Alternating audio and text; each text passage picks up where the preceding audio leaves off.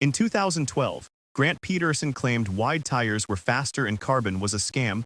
14 years later, wind tunnel data and the gravel boom proved he was actually right. Grant Petersen, founder of Rivendell, argued that the cycling industry hijacked our joy by selling race equipment to non-racers. His Unracer philosophy suggests that 99% of us are buying stiff, uncomfortable tools designed for the 1% of pros, sacrificing utility for a speed gain we cannot physically sustain. His most controversial claim was that wider tires at lower pressures are faster on real roads. In 2026, we now accept this as fact. High pressure causes impedance losses as the bike bounces over micro-imperfections rather than absorbing them, wasting watts as heat and vibration. Petersen also fought against the slam stem trend, advocating for handlebars level with the saddle. While technically less aerodynamic, modern biomechanics data shows that if a rider lacks elite core strength, a low position restricts breathing and power output, actually making you slower over long distances. The industry has quietly admitted he was right. Compare a 2012 race bike to the 2026 endurance geometries. The modern endurance bike features the slack angles,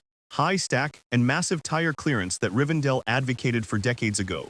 They just wrap it in carbon fiber now. Another flashpoint is pedals. The Unracer uses flat pedals and comfortable shoes. Studies confirm that for sub-maximal steady-state riding, the pulling up phase of a pedal stroke provides negligible power benefit. You don't need to be clipped in to be a serious cyclist. However, Petersen's anti-technology stance isn't flawless. Modern hydraulic disc brakes are undeniably safer than rim brakes in wet conditions, and electronic shifting reduces hand fatigue on ultra-endurance rides. We can adopt the Unracer mindset without rejecting legitimate safety advancements. The ultimate lesson is financial allocation. Racing culture pressures you to spend thousands on weight savings you can't feel. The Unracer approach reallocates that budget toward durability, lighting, and luggage, equipment that actually extends your riding range and frequency. Here is your decision framework. Unless you are paid to race, stop optimizing for aerodynamics and start optimizing for joy. If your bike hurts to ride, no amount of carbon fiber will make you faster. Stop buying for the rider you aren't,